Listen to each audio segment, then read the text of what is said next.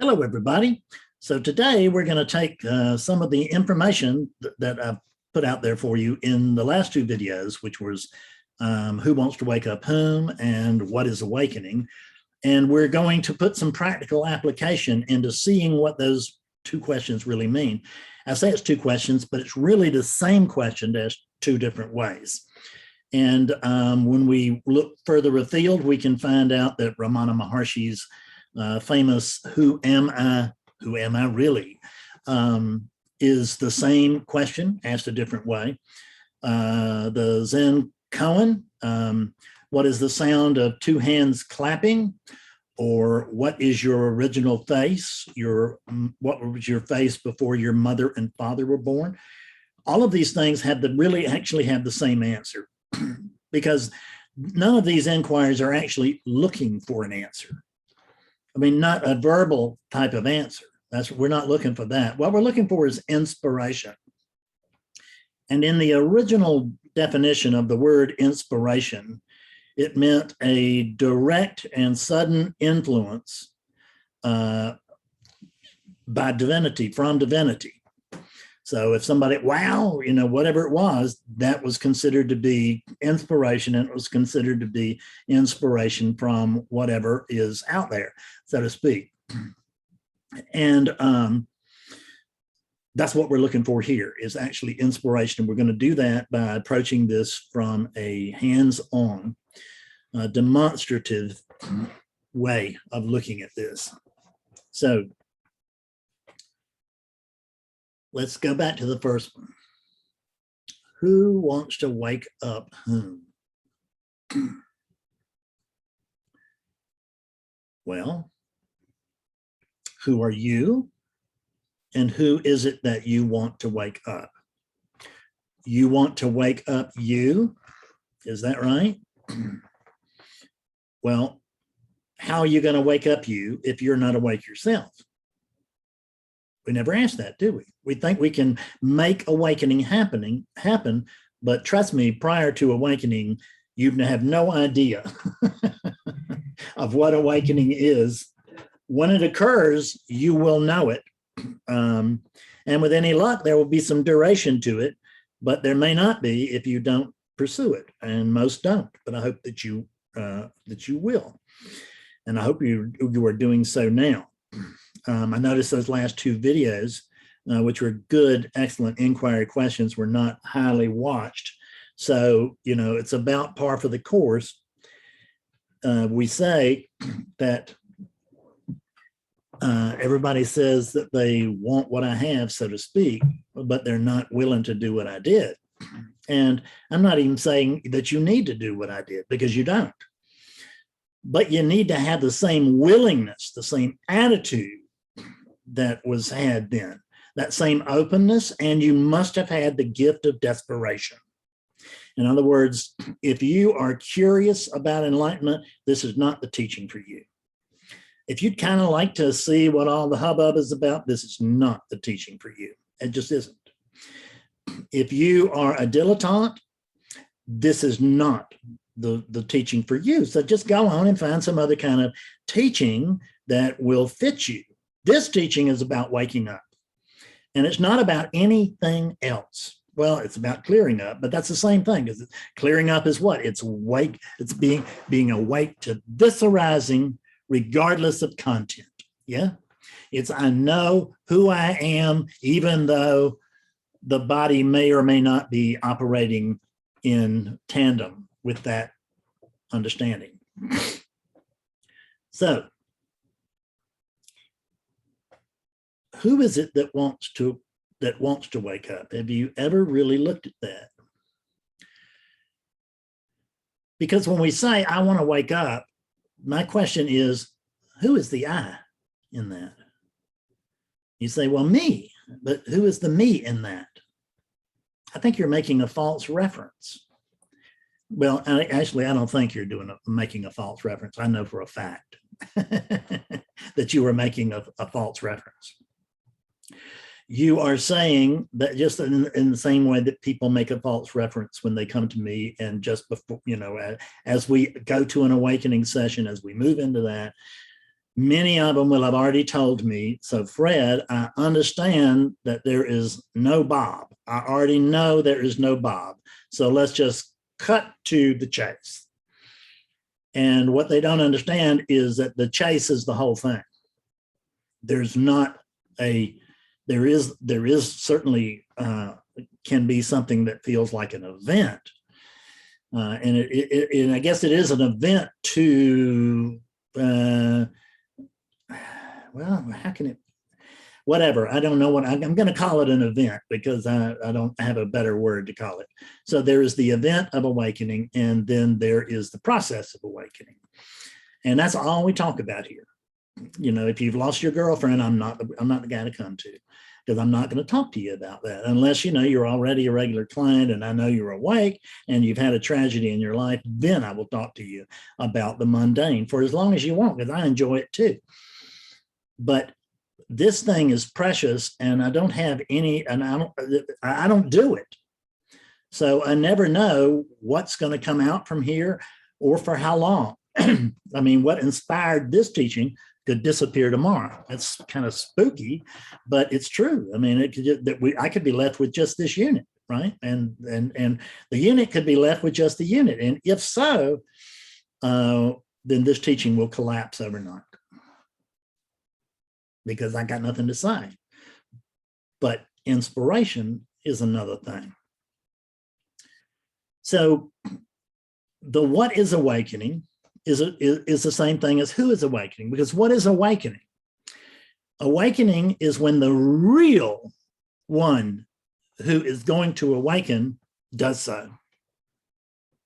And the real one who is going to awaken is not the one that you've been trying to help, that you've been doing long and grinding practices for. Practice is unnecessary. Even Ramana Maharshi said that inquiry itself, he said that's the path if you need one, but all that's really needed is proper understanding. And that doesn't mean that I know there's no Bob, therefore I am enlightened. That's not that way at all. Because in that instance, the one who has come to see intellectually that there's no Bob is Bob. So that's not really very helpful. It may be satisfying, but you know, be open to doubt about that, because it's just not the same thing that we're after here. So the real one who's going to wake up, is that a Bob or a Mary? Is it a Fred? What I discovered after Fred having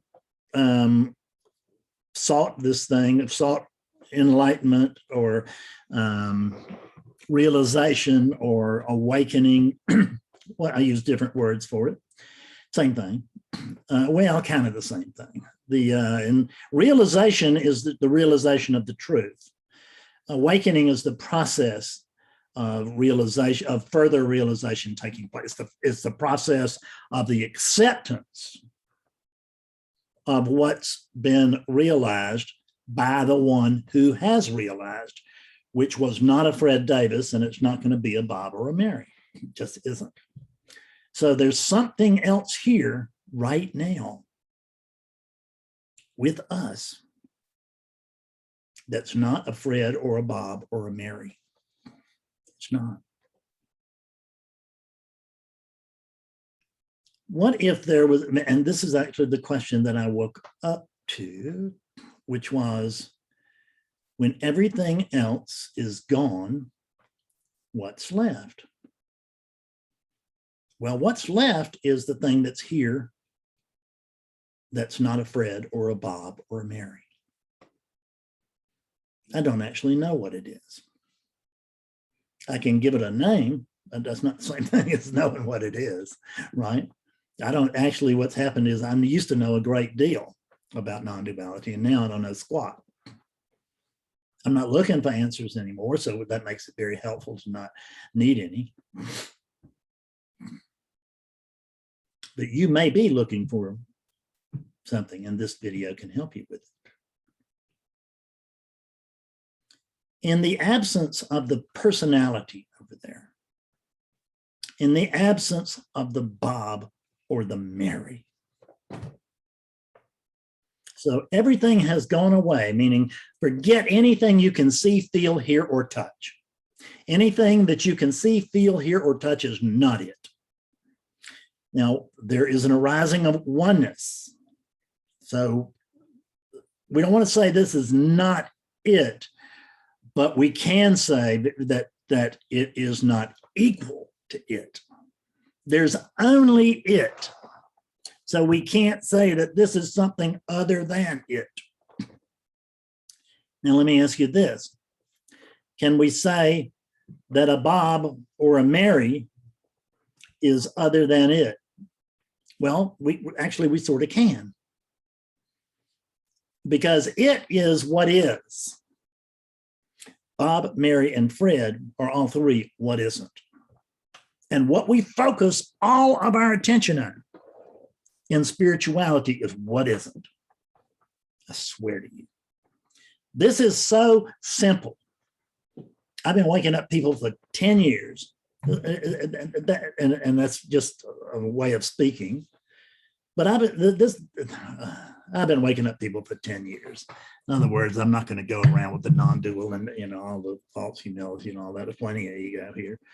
I know it's supposed to die, and mine did, but it didn't stay dead. That's the funny thing. That's the reason we have to have clearing, is that the death of the ego is quite a deal, but it'll be shorter than you think. I've not seen a case where it wasn't shorter than they thought, but there may have been some. I just haven't personally seen one. So, or that I can recall anyway. And I just think I would have recalled it because it would have been so unusual.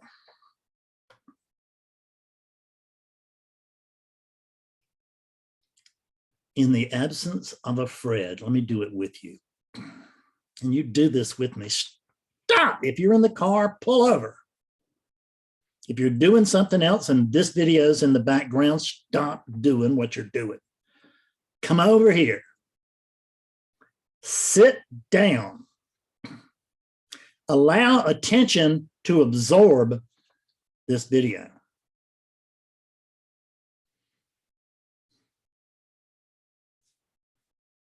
It's that important.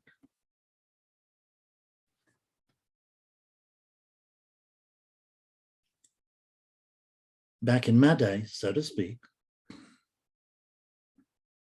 there was that day when I came to see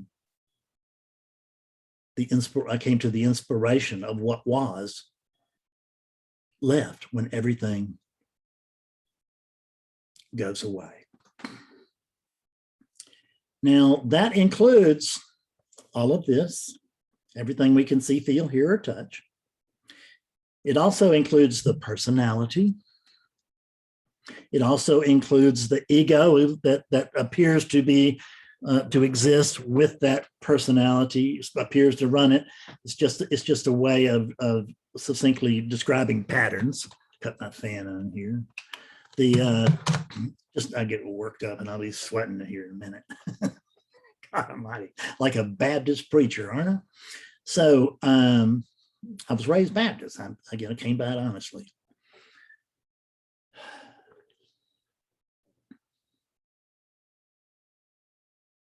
In the absence of a Fred, and I promise you there is no Fred here. So let me tell you what I can find.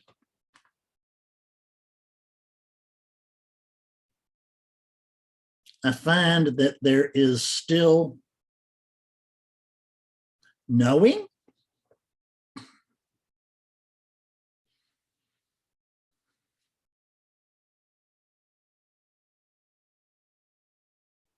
or a sense of knowing. There is existence, or there at least is a sense of existence. That's how this conversation can take place, is because you, quote, exist and I, quote, exist. But when we say that, we better put the you in quotes and the I in quotes as well, because we have not yet discovered what it is that you are. What is knows what this is very well, very clearly, solidly. It does not come and go. Well, I mean, it can just vacate briefly, but it's not really worth addressing, other than to keep me humble enough to recognize that even awakeness can succumb to the most seductive thought. Even awakeness can succumb to the most seductive thought, and it regularly does. And it does so with people that I know to be realized. But I know them to be realized, but not right now. And that's the key. Because when I say realized, I don't really mean that person. I don't mean that unit. I don't mean the personality. I don't mean Bob or Mary is realized. Realization is coming to see that there's no Bob or Mary, and there's no Fred. So what I came to see on that day, and I come to see today, is that there is a sense of existence over here. There's a sense of knowing. There's a sense that there must be something that knows. There's a sense that there must be something that exists. But I can't prove it to you.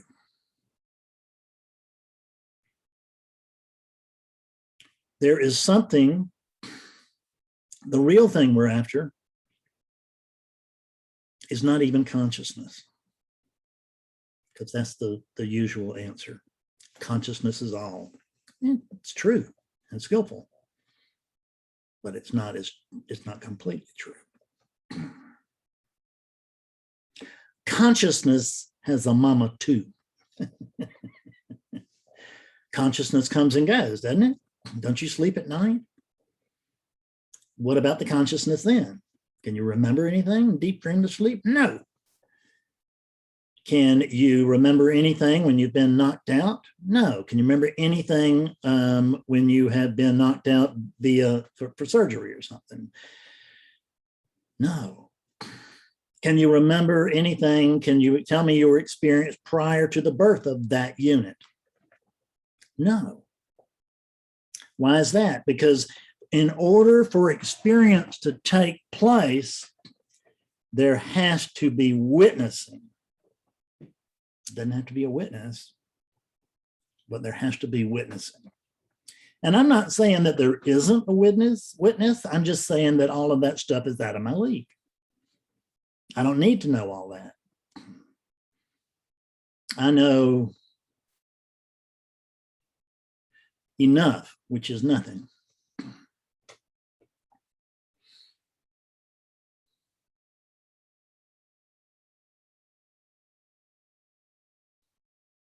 I know who I am, so to speak, but I don't know what that is. But I notice that it's here, and when everything else is gone. If you were to just allow all of the stuff, all of the objects in your life to be gone, just for a minute, imagine that every object disappears. Do you really need the world? Do you need the world? The unit, the body, is for experiencing this world. And I want to tell you, it's for experiencing this virtual world. This is the virtual world. This is the avatar. There's something prior to the avatar and prior to the sense of existence. It's that which exists with deep dream to sleep, because, you know, if you think that you're awake while you're sleeping. That's just another word in my book for dreaming. It's for dreaming. You're having a lucid dream or something. I don't know. I don't have lucid dreams. I was never able to pull those off. But I know that there are people who report having them, and I know that there are people that report being awake even in sleep, and that some wonderful teachers have reported that. And I'm just going to suggest that what they reported is not what you heard. You took it as there is an I in this awakeness in this life, and that same I is there even when you're asleep. But what if there's nobody there? What if deep sleep or unconsciousness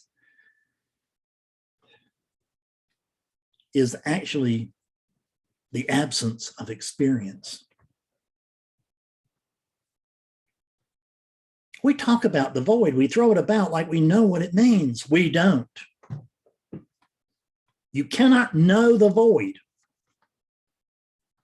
What's trying to know the void is not the void, and an experience of the void is not the void, because because the void is the absence of experience.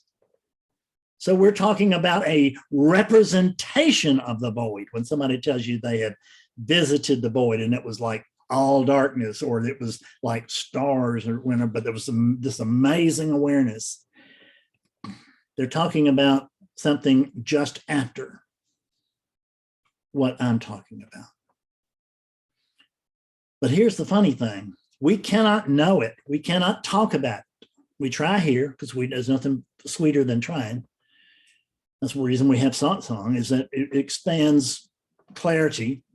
It does. It expands the unending expanse of clarity is, that unending, whatever it is, that the sense of knowing something is expanded.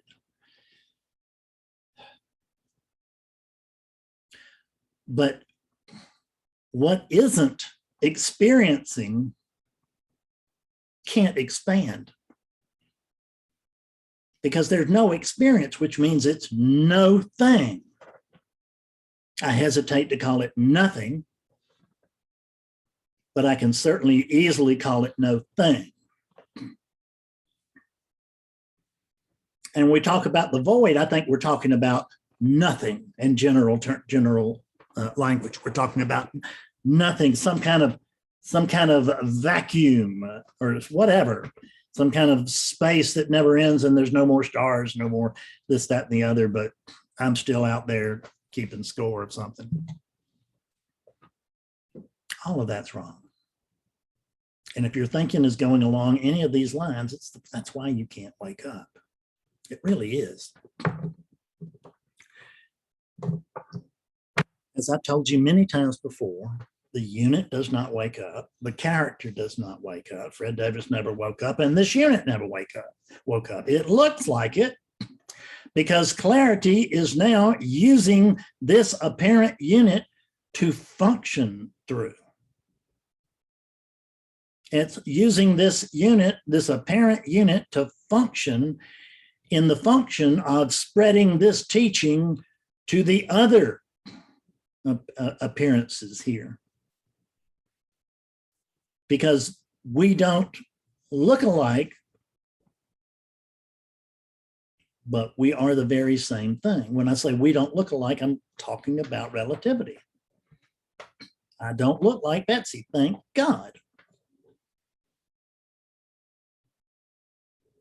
But we are the very same thing, and we both know it.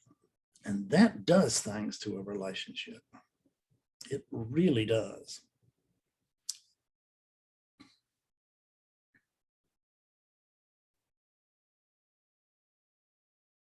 Our dog can sense, dogs can sense something beyond this human. I'm just sure they can. I can't prove it, but it certainly feels that way to me. And I guarantee you that I can sense something beyond the dogs. I can sense the same thing, because the dogs and I are the same thing, not within relativity, but within truth. It's awakeness that wakes up. And when I say awakeness, what do I mean? I mean this sense, present sense of existence.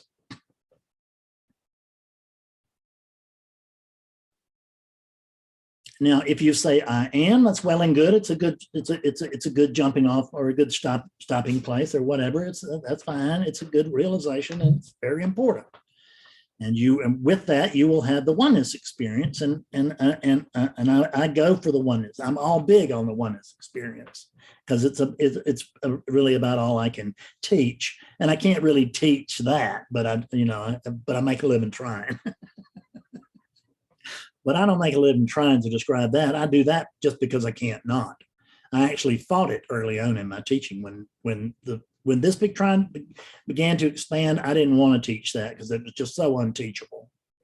And I could see that I had a nice organized little oneness teaching, all is one, everything's one, just this one thing going on.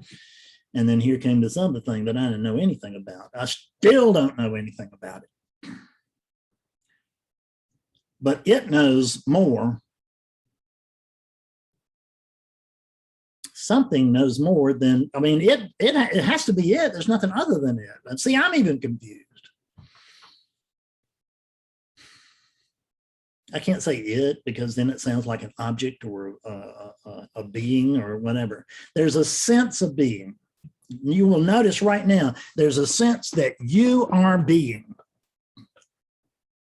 When Eckhart talks about being, I thought he was talking about something that I needed to become or something that I would link up to or something that I would merge with.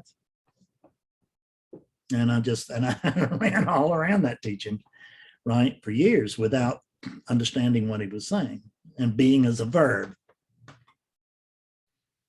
And the sense of being means that there is a sense of a verb, but I don't know, I cannot find who has it. I don't know that anyone does or anything does, but I do know that there is witnessing, but it's not the same witness that we experienced in pre-awakening or in early awakening, because that witness has got a location, it's over here. And the Fred story, the Fred movie was over there. And it was great because once I saw that it was a Fred movie and that I was watching it, that I wasn't a Fred, then that was great because I was the witness over here. But that's still identification with something over here. If you're identifying with anything, you're wrong. You never end up identifying with something. We end up identifying as something. Because I can tell you right now, there's no knowing the truth, but I am it.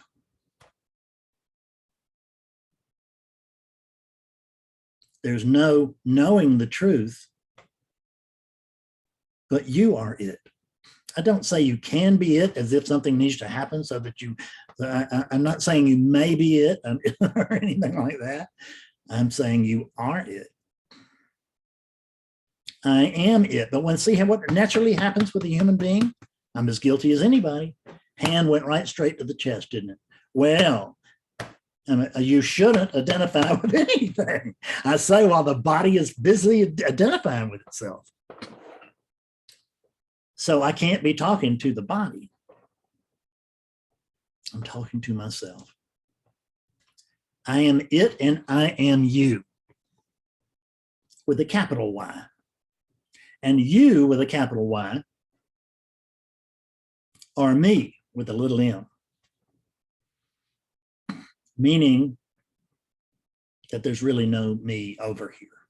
There's that sense of personality and that central thing that we think, it's just got to be in here somewhere. It's not in there. That center to all these patterns, it's just not in there. Who wants to wake up whom? If that unit's a seeker, you can bet it ain't because that unit made this decision. It's because that unit can't not be a seeker. It may be sick of being a seeker. I got sick of being a seeker. And I made up my mind to quit seeking any number of times and failed miserably, quickly. Because this unit was a seeking unit. And it was going to seek no matter what I did. What this little center that I thought existed, that I thought controlled the body, and actually, you know, sort of controlled everything else too, but don't let that on that we think that, or that we thought that, right?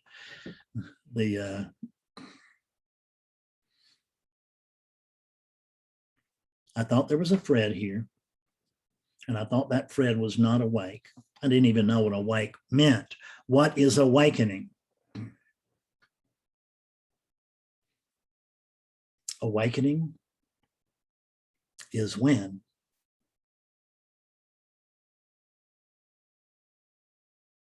the unit, pardon me, is when,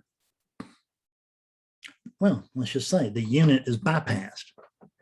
Because at least within relativity, there is a body here, but it has nothing to do with awakening other than the fact that this is the food of consciousness. If I get on the scale and I weigh 165 pounds, don't I wish I did, and I weigh 165 pounds like I used to 10 years ago. Now I weigh closer to 170, 175 if it's a good day. But when I get on there, what I'm really weighing is 175 pounds of food for consciousness. So we could say weight gain is a plus, but it doesn't actually increase the food for consciousness. This is actually the vehicle by which consciousness draws the energy that it is. And that doesn't make a lot of sense, does it? Here's an analogy. Imagine you are a vast ocean of wax, the surface of which would be melted. And imagine that there is a wick. And then imagine that, of course, that there's a flame, that it's already lit. Or let's have it not be lit. That there's a wick and there's a candle. That which you truly are is the candle, is the wax, the sea of wax, from which a wick spontaneously arises. Who knows why? Also, what spontaneously arises in not necessarily at the same time as that wick, because this may arrive without a wick, but it just be a boop. But when there's food to keep the flame going, when there's wood to keep the fire burning, then the fire will burn, and it will burn and burn and burn. A candle, the wax, the wick, and the fire. The wax, the wick, and the fire. A fire will burn until the fuel is exhausted. Now imagine that this vast sea of wax is inexhaustible. It doesn't matter how much you burn from it. It is an inexhaustible source. It makes no sense, but it doesn't have to. It's just humans that want to think everything's supposed to make a certain sense to where humans can understand it all. It's not about humans. It's not about humans. Within the state of relativity, we count a lot. I don't want to say how important we really are to the overall flow of the universe, but I would say that we are important, namely because I am one in relativity. And I'm married to one in relativity. And I have two little dogs that are in relativity. But the dogs are food for consciousness. Betsy is food for consciousness. Fred is food for consciousness. There's really no Betsy, no Fred, and no Jack or no Willie. But there are appearances here. And we name these appearances so that we might experience But the problem is we want to know all about our experience. We want to know what this is, what our experience really is. We want to know why it's happening. We want to know what our purpose is, said the imaginary character. Which is what? It's awakeness confused, but not because awakeness is stupid. It is nothing but brilliance. But it's because it's just having a good time. That's the only thing I can figure out. I mean, it's playing with a game with itself, but it's a divine game. I mean, Krishna talked about it. It's a divine game, which is coming to know yourself. In other words, it's for this vast vat to actually, with that flame, there's a sense of experience. There is experience if there's flame, because if there's flame, there's relativity. Because flame, that flaming wick is the opposite of a non-flaming wick, which means we're obviously in relativity, because there's no opposite to you. Thus, you cannot be described. You cannot be taught. You cannot be told, but we try. I can see that I could do this video for about another 2 hours, but I think I'd lose some audience. I probably lost some now. But those of you who want to wake up, I'm glad you stuck around, because I hope you found something. I bet you did. Some of you who were not realized prior to this video